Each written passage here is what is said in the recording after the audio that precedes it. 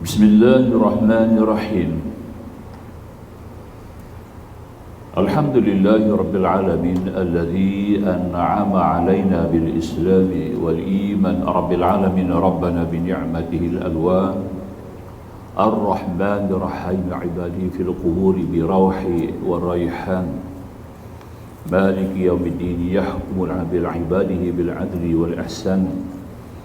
Wassalatu wassalamu ala rasulih nabiyil karim sayyidina wa nabiyina wa habibina Muhammadil amin wa ala alihi wa sahbihi wa man da'a bi da'watihi ila yaumiddin. Amma ba'du, subhanaka la ilma lana illa ma 'allamtana innaka antal alimul hakim. Rabbana iftah bainana wa baina qaumina bil haqq wa anta khairul fatihin. A'udzu billahi biwajhil karim sultanihil qadim minasyaitonir rajim.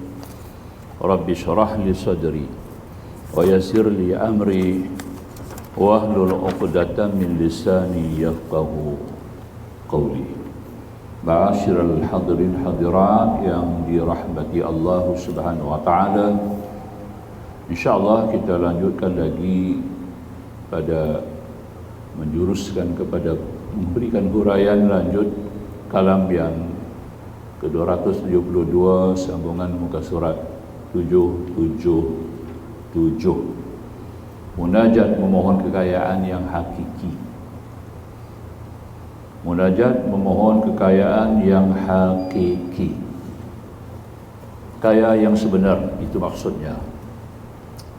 Apabila seseorang hamba Allah telah sampai penghayatan batinnya kepada ma'rifah dan kecintaan kepada Allah,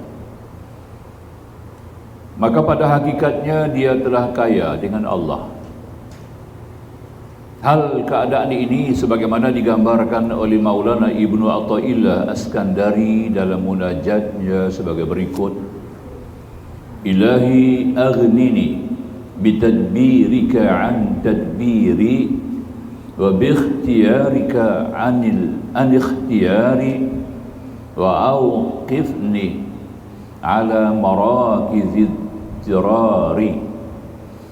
Tuhanku, Engkau kayakanlah daku dengan tadbirmu, jauh daripada tadbirku, dan dengan ikhtiarmu bagiku jauh dari ikhtiarku. Dan Engkau dirikan aku, ya Allah, atas tempat-tempat di mana aku sentiasa memerlukan kepadamu. 3 persoalan penting dalam kalam ini. Pertama, minta supaya Allah tadbirnya langsung. Kedua, sentiasa berada di bawah ikhtiar Allah, bukan ikhtiar dia sendiri. Dan yang ketiga, Allah tempatkan dia pada ketika masa, waktu, keadaan dan suasana yang dikehendaki oleh Allah sendiri. Kalam hikmah yang bersifat munajat ini mengandung pengertian-pengertian sebagai berikut. Pertama, sebagaimana dimaklumi bahawa manusia secara lahiriah tidak sunyi daripada tadbir. Baginda besar Nabi sallallahu alaihi wasallam ada bersabda, "At-tadbir nisful ma'isyah," kata Rasulullah. Tadbir itu separuh daripada kebahagiaan, separuh daripada kehidupan. Tadbir mengurus diri, mengurus keluarga, mengurus masyarakat, mengurus negeri, mengurus urusan pekerjaan, perniagaan, perdagangan, pertanian, apa-apa juga urusan-urusan duniawi perlu kepada tadbir.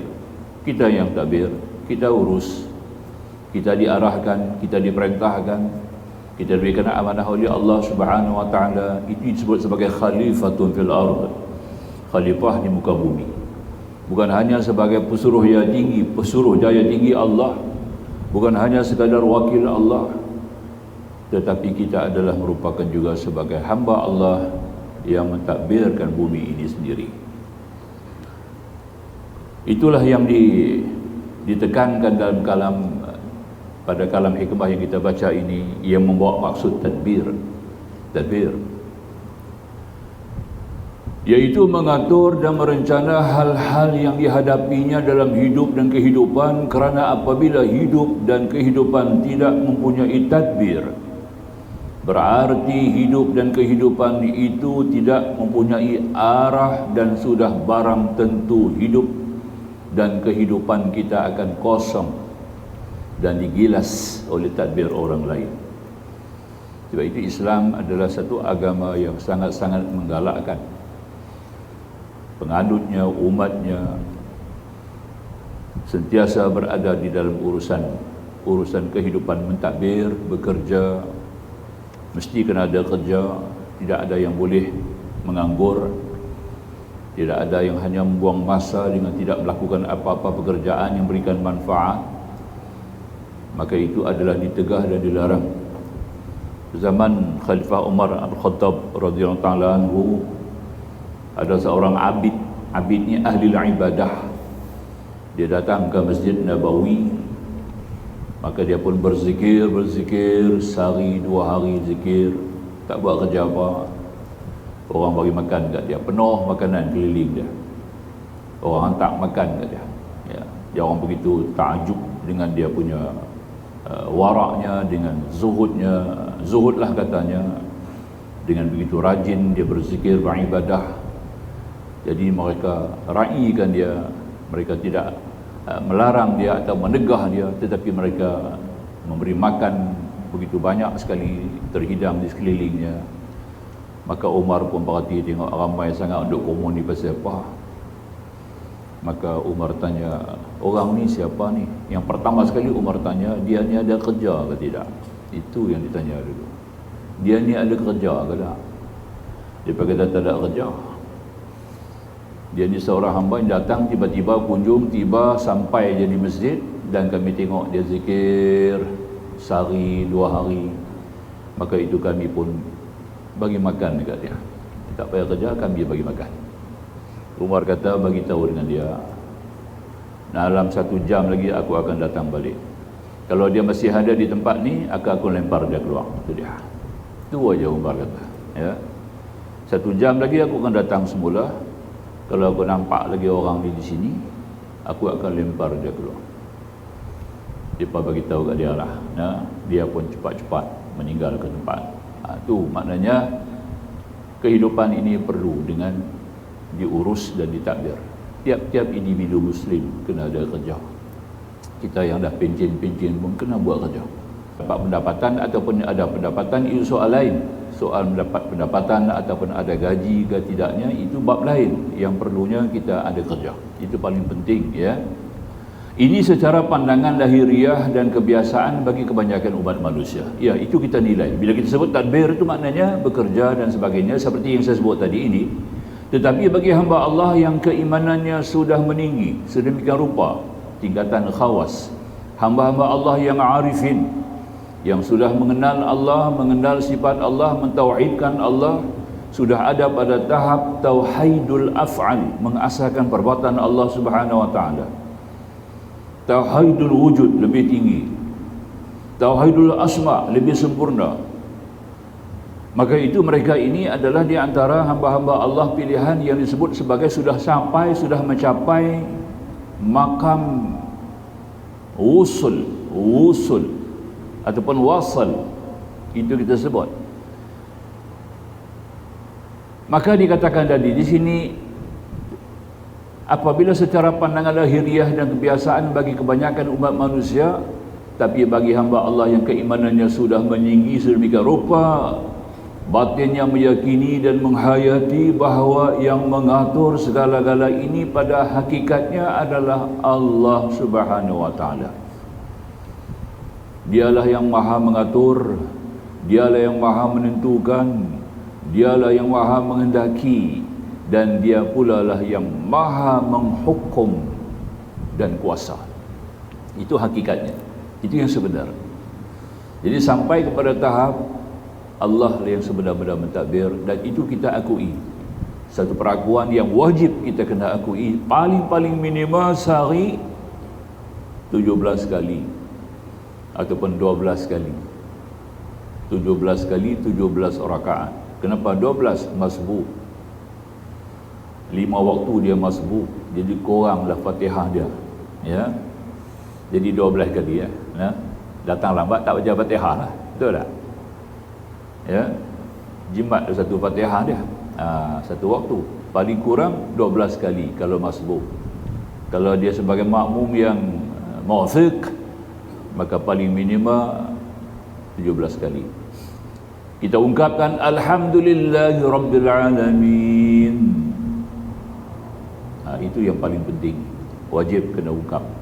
Dan kita buat lagi, bukan hanya sekadar sembahyang, dalam sembahyang, di luar sembahyang pun, sebelum kita takbir sembahyang tahajud malam, bangun malam sembahyang tahajud, sebelum kita takbir kepada Allah, maka kita ucap dulu Alhamdulillahi Rabbil Alamin, pujalah kepada Allah barang 3 atau 5 atau 7 kali, ya. Itu paling cantik, paling indah hubungan kita dengan Allah, mengurus langsung Allah, mentadbir langsung Allah. Dan pada hakikatnya itulah dia yang sebenar, pada zahirnya kita. Maka itu dikatakan oleh musannif di sini, keyakinan dan penghayatan begini apabila seseorang hamba Allah itu sudah sampai demikian rupa kepada tingkat ma'rifat dan mahabbah. Tingkat ma'rifah, sudah mengenal Allah, sudah mentauhidkan Allah, sudah mengasahkan Allah.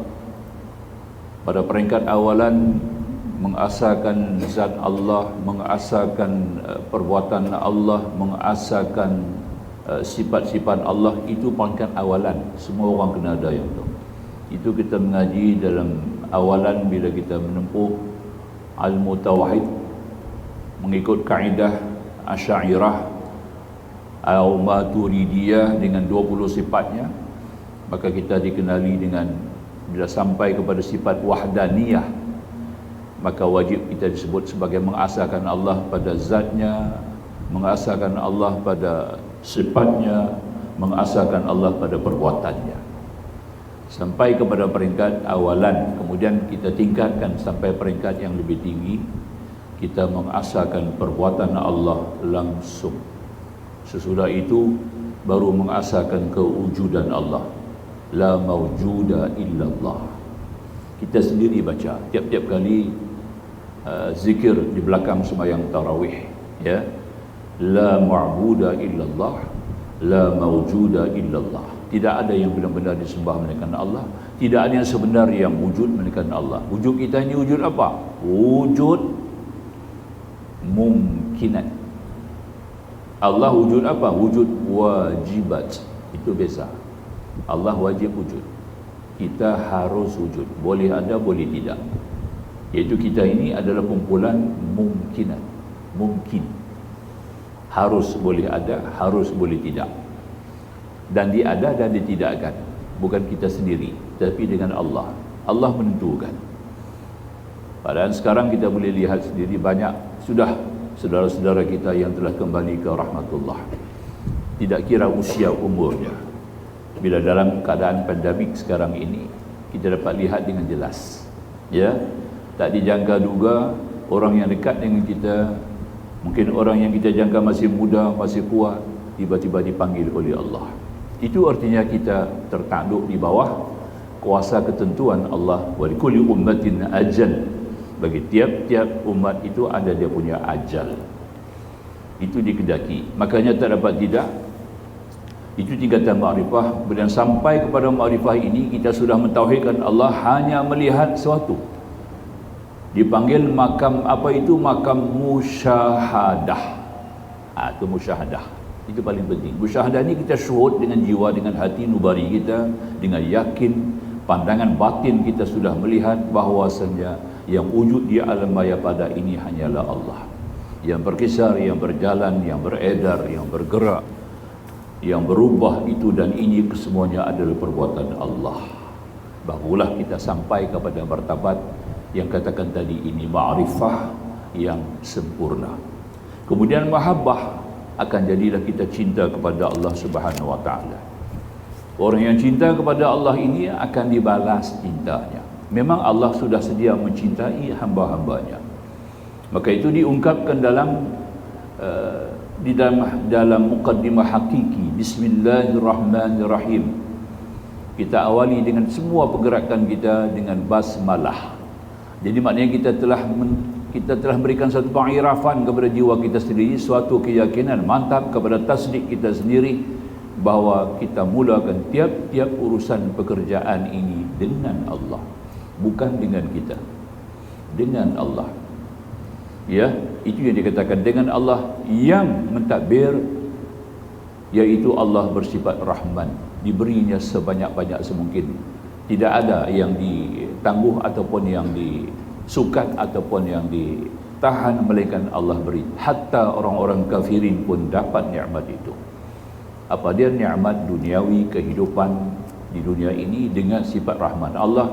Dan Allah juga bersifat dengan Rahim khusus kepada hamba-hamba Allah yang mukmin, untuk diberikan ganjaran balasan di akhirat nanti. Itu Ar-Rahim Allah. Dengan adanya iman, dengan adanya Islam, dengan adanya ihsan kita juga, dengan itulah datangnya daripada rahim Allah. Adanya rahim Allah, jadi Islamlah kita. Adanya rahim Allah, dengan rahim Allah itu kita jadi iman. Dengan rahim Allah kita jadi muhsin, orang yang ihsan kepada Allah. Jadi maka itu disebut sebagai mahabbah. Nanti kita lihat ada hadisnya. Gambarannya dapat kita bayangkan dari pertanyaan sekelompok ulama tasawuf kepada Al-Junaid rahimahullah ta'ala anhu. Siapa Al-Junaid ni? Tuan-tuan hadirin, kita mengaji ilmu tasawuf, kita kalau saya sebut wajib itu tidak keterlaluan. Wajib kita kena tahu ulama ni. Dialah perintis, orang yang awal-awal menghantar menyusun ilmu tasawuf. Abul Qasim Junaidi Al-Baghdadi. Saya pernah menyebut dulu, dia ni mula-mula ahli gusti, main gusti, ya, bukan ulama lagi, tapi dia memang alim. Ilmu agama Islam ini, segala prinsip disiplin ilmu ada pada dia. Tapi dia tumpu kepada main gusti, seronok main gusti, ya, rebahkan orang, jatuhkan orang, kalahkan orang, dan dia selalu menang. Tiba-tiba ada seorang Alawi. Alawi ini keturunan Nabi. Seorang Arab Alawi keturunan Nabi yang begitu miskin, susah. Bila menang gusti ini dapat hasil banyak. Kaya dia. Ya, banyak sekali. Kaya dia. Menang gusti selalu dapat hasil yang banyak. Jadi si Alawi tadi ini melihat, maka jumpa dengan Junaid. Saya nak bertanding dengan tuan. Junaid pun perhati, tengok dia ni kurun kering. Kurun kering memang bukan ahli gusti lah, ya, tapi nak main gusti juga, ya. Jadi dia pun bagi tahulah, legunilah, sebenarnya saya main gusti ni sebab saya tahu dengan gusti bila tuan menang dapat hasil banyak. Jadi bila saya lawan dengan tuan, tuan bagi saya menang.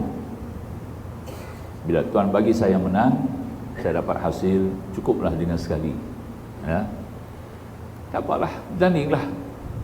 Jadi pada malam bila bertanding tu, Junaid bagi kalah lah, dia menang. Terperanjatlah, orang ramai pergi tengok, heran macam mana Junaid yang begitu, ya, hebat, tiba-tiba kalah. Dia tak beritahu apalah, bukan ada mana-mana pihak yang rasuah, tidak, memang betul-betul dia nak bantu tolong laki-laki ini. Malamnya mimpi Nabi datang kepada dia. Rasulullah kata kepada dia, berhentilah, jangan lagi main gusti. Ya? Kamu telah memberikan satu kebaikan kepada keturunan aku sendiri, orang yang susah mengharapkan. Maka kamu cuburlah ke bidang ini, pimpinlah manusia ke arah ketakwaan kepada Allah, ke arah kemakrifatan kepada Allah dengan ilmu yang kamu ada, kamu gunakan. Maka sejak pada itu dia tidak lagi terlibat dengan dunia gusti ini, tapi dia mula menyusun ilmu. Fiqah dah ada, ulama mazahib. Tauhid pun dah ada, ulama-ulama tauhid. Tasawuf belum ada lagi. Maka dia pun susun ilmu tasawuf. Itulah kita dapat mula daripada dialah orang yang pertama sekali menyusun ilmu tasawuf, iaitu Abul Qasim Junaidi Al-Baghdadi rahimahullah ta'ala anhu. Kita sentuh sikit ulama ni, ya. Gambarannya dapat kita bayangkan dari pertanyaan sekelompok ulama tasawuf kepada Al-Junaid rahimahullah ta'ala anhu tentang hakikat mahabbah. Apa dia hakikat mahabbah? Setelah Al-Junaid mendengar pertanyaan itu, beliau pun menangis dan menjawab, bagaimana aku dapat menggambarkan seorang hamba Allah yang lari daripada nafsunya? Itulah orang yang mahabbah. Tanda orang yang mahabbah, pertama dia akan lari daripada nafsunya. Artinya dia tidak akan dikongkong oleh nafsunya. Nafsu kita pakai, tak ada nafsu macam mana kita nak makan minum.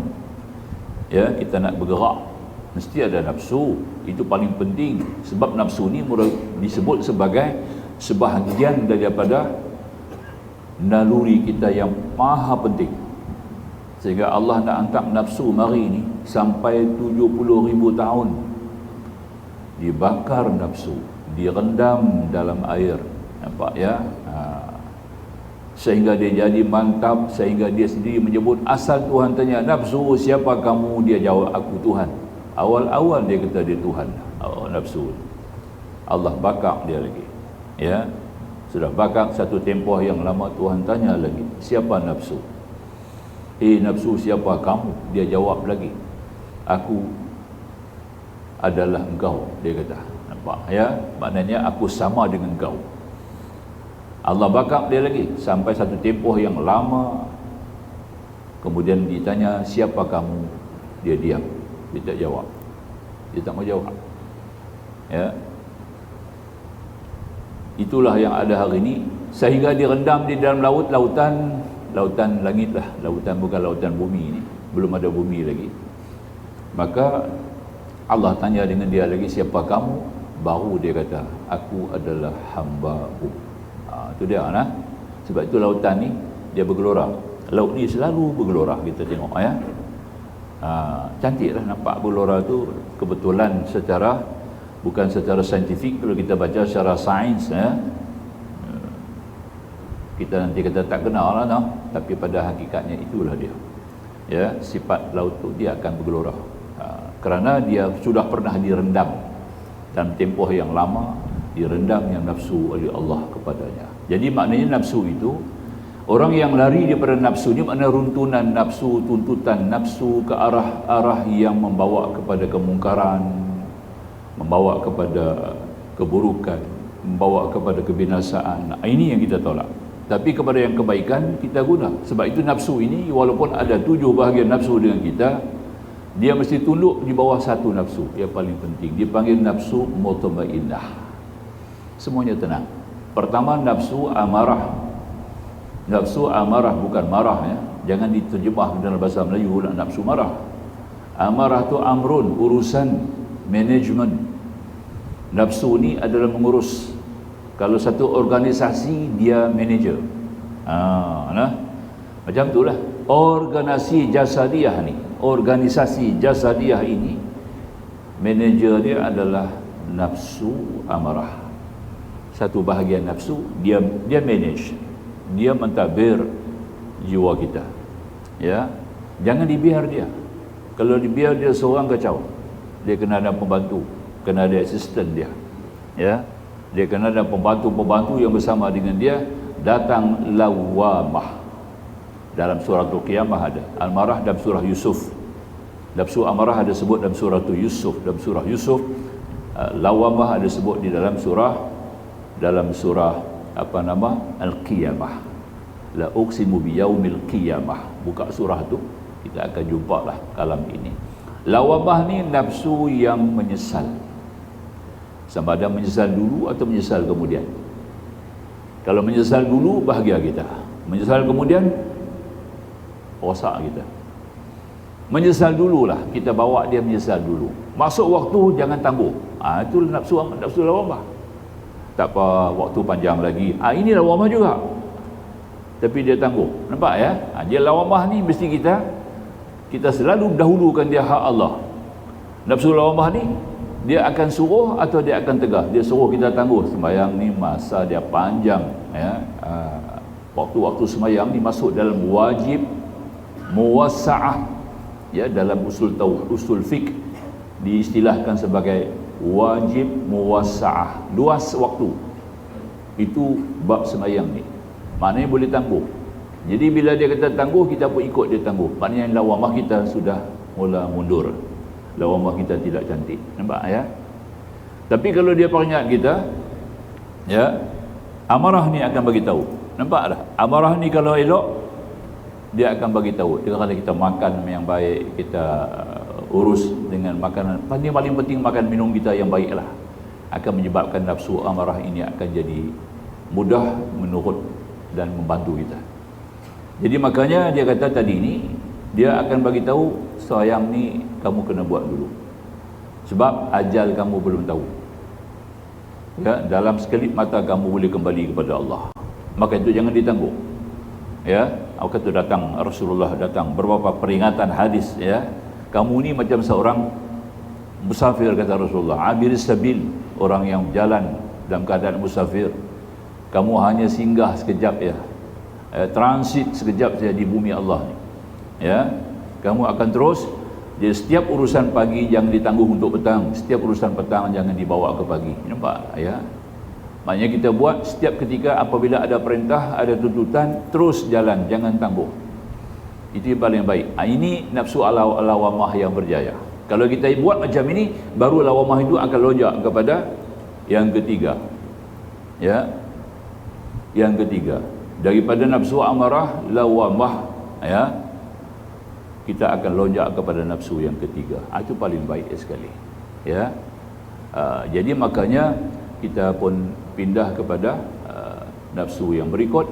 Yang berikutnya kita akan sampai kepada tahap menggilap. Maka menggilap inilah kita kena lakukan. Sembahyang fardu tidak cukup kuat untuk membantu menolong kita. Kita kena ada sembahyang sunat. Sembahyang sunat itulah kena buat. Sembahyang sunat itulah yang nak menampung, menjaga sembahyang fardu. Ya, itu yang paling kita kena lihat, ya. Jadi pendek je, apabila kita hanya buat fardu, kalau tertinggal fardu, kita qada. Tapi kalau kita sudah biasa buat sunat, fardu itu akan terjaga. Betul tak? Ya. Bila teringat aku nak sembahyang sunat subuh, kita kena bangun awal. Kemudian diabdalkan kita sembahyang, afdal pula kita sembahyang jamaah, lagi cantik, ya. Kita pun sembahyang jemaah kena pergi awal masjid. Nampak ya? Jadi bila pergi awal masjid, kita dapat buat sunat dengan lebih sempurna, dapat pula tahiyatul masjid, dapat pula qabliyah subuh, kemudian dapat pula kita bersembahyang jemaah. Kesemuanya itu kita buat untuk menampung tuntutan sunnah. Ini kepada tiga, pada tahap yang ketiga, daripada amarah naik kepada lawamah. Ya, itu yang kita paling tekan. Dan apabila kita sudah sampai kepada peringkat yang ketiga ini, kita selalu buat yang sunat-sunat ni, kita akan dikasihi oleh Allah. Allah akan kasih kepada kita. Ini yang kita nak dapat, mengimbau kasih sayang Allah ni, mesti buat amalan sunat sebanyak mungkin. Ya, ya, boleh kan? Dalam satu hadis kita boleh lihat dalam Sahih Bukhari, hadis yang ke-6022 dalam Sahih Bukhari. Ya, hadis ni saya baca dulu. Hadis ni boleh tuan-tuan lihat dalam hadis, kitab hadis 40, hadis yang ke-38. Buka hadis 40, hadis nombor 38. Ya, dia kata, hadatsani Muhammad bin Utsman bin Karamatal, hadatsana Khalid bin Makhlad, hadatsana Sulaiman bin Bilal, hadatsani Syariq bin Abdullah bin Abi Namir an Ata'i an Abi Hurairah. Itu dia. Nak sampai ke Abi Hurairah tu berapa orang dah? Ada awal pada dia dulu. Qala Rasulullah sallallahu alaihi wasallam, bersabda baginda besar Nabi sallallahu alaihi wasallam, Inna Allah qala man 'ada li waliyan faqad azantuhu bil harb. Itu ancaman Allah. Daripada Sahih Bukhari ini kita lihat, kita ambil terus daripada Abi Hurairah radhiyallahu taala anhu. Allah berfirman, hadis qudsi. Bila dia mula dengan Inna Allah qala, setiap hadis kalau mula dengan Inna Allah qala atau qala Allah Ta'ala, itu artinya hadis qudsi. Hadis qudsi ini di mana Allah ilhamkan kepada Nabi untuk menyatakan satu kenyataan kepada manusia. Jadi apa yang Rasulullah bercakap itu daripada kalam Nabi sendiri, itu panggil hadis. Sebab dia bukan Al-Quran, dia kalam Allah tapi dia bukan Al-Quran. Boleh pegang hadis Qudusi, orang yang tidak ada wudu boleh pegang kitab hadis Qudusi, walaupun dia perkataan Allah, ya, kerana dia sudah diubah, dipindah ke atas lisan Nabi. Jadi yang bercakap tu Nabi, atas bahasa Nabi sendiri. Jadi Nabi bagi pihak Allah dengan ilham yang diterima, Rasulullah mengatakan innallaha qal, sungguhnya Allah telah berfirman, ya. Jadi dalam hadis ini mengatakan sesiapa yang memusuhi, man adali waliyan faqad azantuhu bil harb. Itu dia. Barang siapa yang memusuhi wali-waliku, maka aku umumkan perang kepadanya. Itu dia. Jadi musuh-musuh Allah ni kita kena jaga. Jadi maknanya wali-wali Allah ni orang-orang yang sampai kepada peringkat ma'rifah yang sempurna. Golongan arifin kita panggil. Golongan arifin, ya. Jadi mereka ini sampai kepada tahap yang sudah dituntut, di mana mereka ini sudah dikenali sebagai golongan arifin, ahlul ma'rifah yang sempurna. Itu paling penting kita kena ambil kira. Kita semua kena sampai makam tu. Jangan kita baca ya. Baca, kita dengar cerita orang aja nah. Tuan-tuan dan puan-puan, hadirin hadirat, semua kita dituntut untuk mencapai makam ni, masuk dalam kumpulan wali-wali Allah. Wali-wali Allah ni seperti yang kita sebut, la khaufun alaihim wala hum yahzanun, tidak ada takut atas mereka, tidak ada duka cita. Dua perkara ini tidak ada. Kalau urusan dunia, urusan makhluk, tidak ada kepada mereka dua perkara ini. Tidak takut kepada makhluk dan tidak ada duka cita kepada urusan duniawi. Ya, sama ada hilang ke tak hilang ke, ada harta kita hilang ke, harta kita ada ke tidak, sikit ke banyak ke, kita tidak pernah duka cita. Apa-apa berlakulah musibah-musibah yang berlaku dalam kehidupan kita ini tidak menduka citakan kita. Sebab kita guna satu kalimah tarji', inna lillahi wa inna ilaihi raji'un. Itu saja kalimah kita pegang, ya. Zikir ni bukan hanya tunggu bila datang musibah. Kita boleh zikir sebanyak-banyaknya, inna lillahi wa inna ilaihi raji'un, la haula wa la quwwata illa billahil aliyyil azim. Ya, urusan dunia semuanya itu datang daripada Allah, kembali kepada Allah. Kita dari Allah, kembali kepada Allah. Semua kehidupan ini datang daripada Allah, kembali kepada Allah. Sebab dunia ini akan fana. Itu yang paling penting. Jadi makanya bila kita melihat wali-wali Allah ni, dia tidak ada duka cita, tidak ada takut. Nak takut apa kepada makhluk? Ketentuan itu sudah dijadikan oleh Allah, takdirnya Allah. Ya. Apabila berhimpun manusia seluruhnya, ada hadis lain lagi. Berhimpun manusia seluruhnya dan jin. Manusia dan jin seluruhnya berpakat, bersatu, bergabung untuk memberikan manfaat kepada kamu. Sedangkan telah tertulis kalam Allah mendahului, kamu tak dapat juga. Berhimpun seluruh manusia dan jin untuk memudaratkan kamu. Itu hadis Nabi juga. Mendahului kalam Allah dan takdirnya, kamu tak akan kena mudarat. Itu kita pegang, ya. Sampai tahap itulah maknanya Allah yang mentadbir kita. Itu kita faham. Jadi kalau ada boleh macam itu, wali Allah namanya. Itulah wali Allah, ya. Tapi kita tak boleh declare lah aku wali. Ya, wali nikah boleh lah. Ya, declare kepada juru nikah saya wali. Itu boleh lah. Ya, tapi bab ni tak boleh, ya. Tidak mudah mengenal wali daripada mengenal seorang nabi. Nabi kita kenal, dia istilah, dia istihar, aku nabi, aku rasul. Wali kita tak boleh kenal. Wali hanya mengenal wali. Nampak, sama-sama wali, mengenal wali. Itu paling penting. Maka itu Allah kata, barang siapa yang memusuhi waliku, maka aku umumkan perang kepadanya. Siap, ya.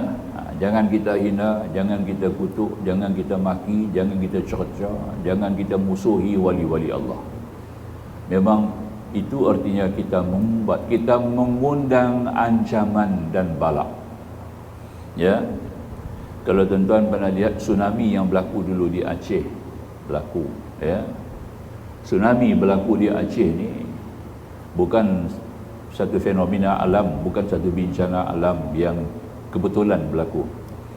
Kerana adalah pusat-pusat pesantren-pesantren yang mengurus masalah, mengurus golongan-golongan santri. Santri ini penuntut-penuntut ilmu dalam bidang ma'rifah, bahagian-bahagian tarekah, badan-badan tarekah di Aceh itu, ya, ada yang banyak yang sudah ditutup,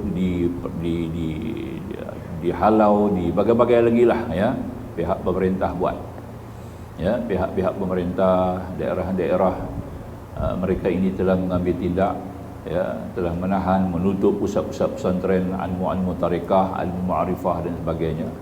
Kalau yang tutup tu benda yang salah tak apa, benda yang betul, ya, tarekah-tarekah yang sahih, ulama-ulamanya, ya. Maka dalam tempoh hanya tak sampai 1 minggu turun bala, nampak, ya. Tidak. Ini paling kita kena takut sekali lah. Hujatul Islam pada Imam Hanafi mengatakan, awas, ulama-ulama ini darahnya umpama racun, ya, darahnya umpama racun. Itulah kalau kita sentuh dia, darah dia tu kena kita macam racun, macam itulah dia punya umpama, ya. Maka tu jangan kita menghina, mencaci, menghamun golongan-golongan ini, sebab ada mereka memimpin kita kepada jalan-jalan Allah ma'rifah cukup tinggi. Rasulullah sendiri mengajar ilmu ini, mengajar ilmu ini langsung kepada sahabat, macam kita mengaji sekarang ni. Rasulullah terus memimpin sahabat-sahabatnya kepada arah ini, ya. Tapi tidak ramai yang terima ajaran macam tu daripada Nabi, ya. Maka itu dikatakan tadi, ditambah lagi dalam hadis ini, وَمَا تَقَرَّبَ إِلَيَّ عَبْدِي بِشَيْءٍ أَحَبَّ إِلَيَّ بِمَا افْتَرَضْتُ عَلَيْهِ وَمَا يَزَالُ عَبْدِي يَتَقَرَّبُ إِلَيَّ بِالنَّوَافِلِ. Ya. Dan hambaku tidak boleh mendekatkan diri kepadaku dengan sesuatu yang lebih aku cintai daripada yang telah aku wajibkan. Maksudnya hamba-hambaku mendekati aku, menghampiri dengan aku melalui perintah-perintahku yang wajib, sembahyangnya, puasanya, urusan amar ma'ruf nahyu mungkarnya, urusan amanah-amanah yang dititip kepadanya. Semua itu wajib-wajib yang diletakkan, yang dititipkan Allah kepada seorang hamba. Maka orang ini jaga sungguh-sungguh, sembahyangnya dia jaga, puasanya, hajinya. Bukan dia buat haji je, balik title haji tu dia kena jaga, bukan jaga kerja haji saja. Jangan salah faham, habis haji balik tak payah apa-apa dah, habis kerja haji selesai, ya, balik kepada asal lah. Kita balik kepada haji, kita kena pertahankan mabrur itu sampai mati. Mabrur tu apa? Urusan-urusan abrar, urusan-urusan yang membawa kepada ketaatan kepada Allah. Apa-apa urusan ketaatan, urusan-urusan yang membawa kepada ketaatan kepada Allah, kita harus jebur dan komited. Itu diistilahkan sebagai urusan yang wajib. Kalau kita urus benda-benda yang wajib dengan ilmu, buat pula dengan ilmu, bukan hanya sekadar buat ikut-ikutan, perhati-perhati, tiru-tiruan lah, tapi kita buat dengan ilmu tiap-tiap urusan, ya. Apa-apa juga termasuklah yang wajib-wajib, bukan hanya sekadar wajib yang khusus, wajib-wajib yang umum pun kita buat semuanya. Itu kata Allah, seorang hamba Allah yang mendekatkan diri kepada aku dengan melakukan segala yang wajib-wajib yang aku perintahkan kepadanya. Si hamba tadi, diri si hamba tadi merasai tidak puas. Wajib-wajib ni terhad, sembahyang 5 waktu, nak buat 6 tak boleh, sebab Allah fardukan 5. Aku nak sembahyang lagi macam mana? Itu yang datang seorang sahabat Nabi datang jumpa Rasulullah. Ya Rasulullah, apakah sembahyang itu berapa fardunya? Rasulullah menjawab 5. Bagaimana kalau saya buat lebih darinya? Itu adalah baik bagi kamu. Nampak, ya? Dia tak puas. Sembahyang 5 waktu tak puas. Kita jadi berat. Kita 5 waktu ni jadi berat. Umumnya lah manusia-manusia ni, ya. Di Malaysia sini sendiri kita lihat, ya, mengikut bancian yang dibuat pada tahun 2011. Lama dah. Dan ni kita dah tahu lah, tuan-tuan ada yang mutakhir bagi kat saya. 2011 bancian di Malaysia ni yang tak semayang. Yang tak semayang 68%. Masya Allah, ya. Bukan semayang 60%, yang tak semayang 68%. Masya Allah. Tengok sini di masjid lah. Luas masjid banyak mana, yang sampai ramai mana, ya. Yang tak semayang ni ada 3 wajah. Ada 3 wajah lah. Yang pertama memang tak semayang langsung, dia semayang raya. Mungkinlah pun, ya, mungkinlah. Itu kategori yang pertama, ya. Kedua, dia semayang juga, semayang ikut-ikutan. Ilmu semayang dia ia diterima daripada Tok Wan dia. Itulah ilmu dia terima sampai hari ini, itu saja, tidak ada perubahan, tidak ada tambahan, dan dia berpuas hati dengan ibadat dia. Tak payah lagi mengaji, tak payah lagi tambah, tak payah lagi muhasabah. Ini peringkat yang kedua, habis. Ya, sujudnya tak betul, Fatihahnya tak betul, ya. Yang ketiga, sembahyang juga, sembahyang betul, rukun syarat sahnya betul, tapi khusyuknya, bahagian jiwanya tidak ada. Syarat sah batinnya tidak ada. Tuan-tuan mesti ingat lagi lah, syarat sah batin. Imam Ghazali sebut dalam Ihya Ulumuddin, dalam Bimbingan Mukmin, dalam Siyarus Salikin. Ini kitab-kitab semua ada. Dalam Mukhtasar Ihya Ulumuddin lagi terbaru lagi, ya. Muqaddimah Ibnu Qudamah, semuanya kitab-kitab ini mencerita tentang syarat sah batin 7. Kita dah pernah sebut, tapi kita sebut sepintas lalu, tak payah ulas lagi.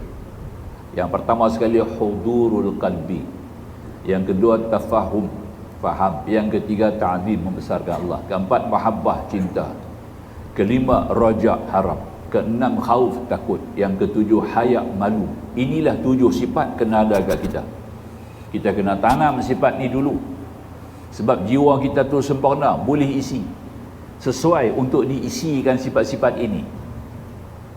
Sebab Allah kata wa nafsi wa ma sawaha, demi nafsu yang disempurnakan.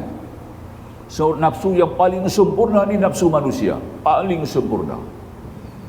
Sesuai, boleh adopt, boleh terima, boleh adopt segala sifat-sifat yang mulia ni. Boleh masuk hudurul qalbi, hadir hati, tafahum, faham. Setiap tindak tanduk amalan ibadat yang dibuat dia faham. Angkat tangan takbir, kenapa? Hikmah dia, rahsianya. Tunduk rokok, apa? Rahsia dan hikmahnya.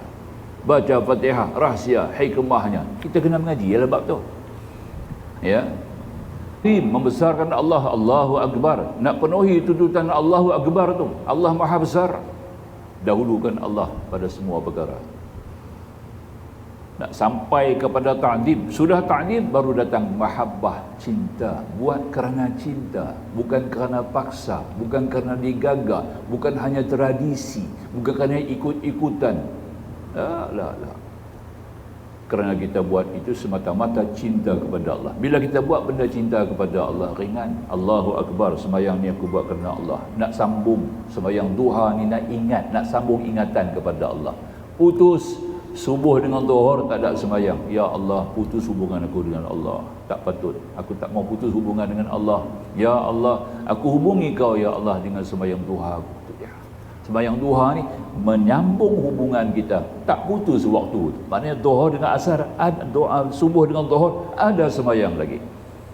Ini sikap kita, kedudukan kita yang kita cinta kepada Allah. Cuba kita buat macam itu, ringan sembahyang tu, ringan, tak rasa berat, ya. Buat kerana cinta ni memang ringan.